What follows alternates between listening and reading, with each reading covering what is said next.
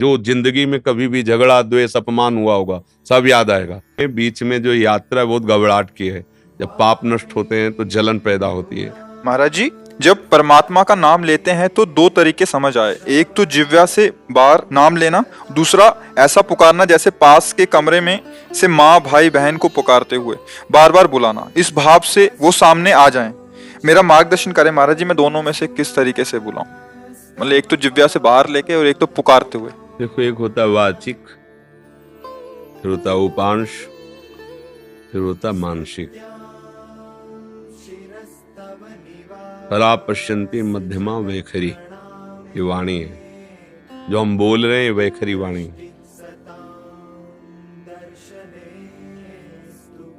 ये उपांश है,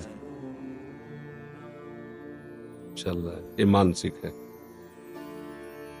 बिल्कुल शांत मन, शांत इंद्रियां, और वो परावाणी से भजन हो रहा है। तो हमें अपनी स्थिति देखनी कि हमारा भजन कहां से कहां तक पहुंचा है। यदि हमारा थोड़ा मानसिक जप करने के बाद मन भाग रहा है तो हमें मानसिक जप पे ज्यादा नहीं टिकना चाहिए, हमें तुरंत वाचिक पर आना चाहिए। भाग रहा है ना, अब वो बनेगा नहीं सही। अगर हमारा मन थोड़ा हमें सहयोग कर रहा है तो उपांश जप में आ जाना चाहिए। अब लग रहा है कुछ जप रहे हैं, पर क्या जप रहे हैं, कुछ लग रहा है ऐसा। मानसिक जप ये होता है,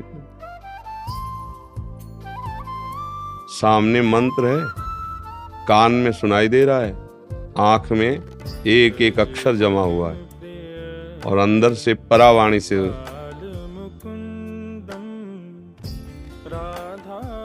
न माला है न कुछ।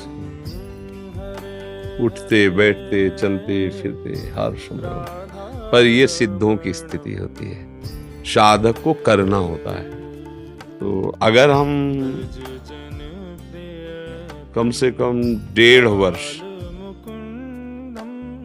जवान से अभ्यास करें, राधा राधा राधा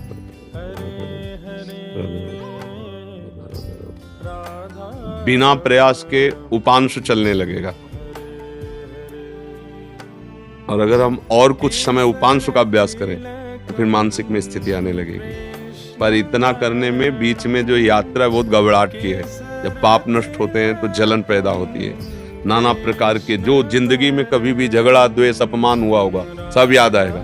सब जो पाप किए हैं वो सब सामने आए, क्योंकि भस्म होगा ना। और उस समय साधक को टिक पाना बड़ा कठिन होता है। अच्छा, जो कमजोरी रही वो तुम्हारे सामने उपस्थित हो जाएगी।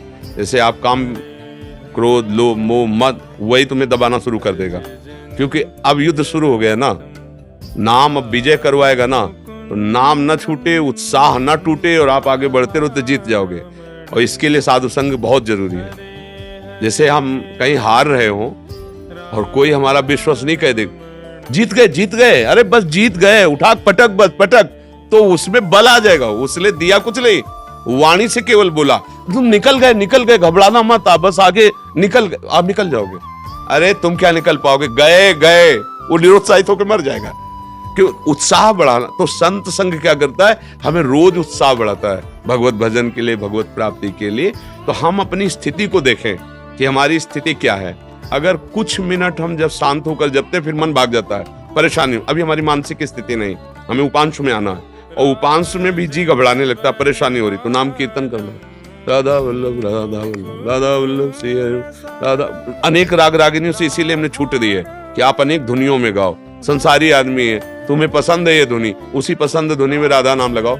राधा नाम जहर है, पर उसे शोध करके दो।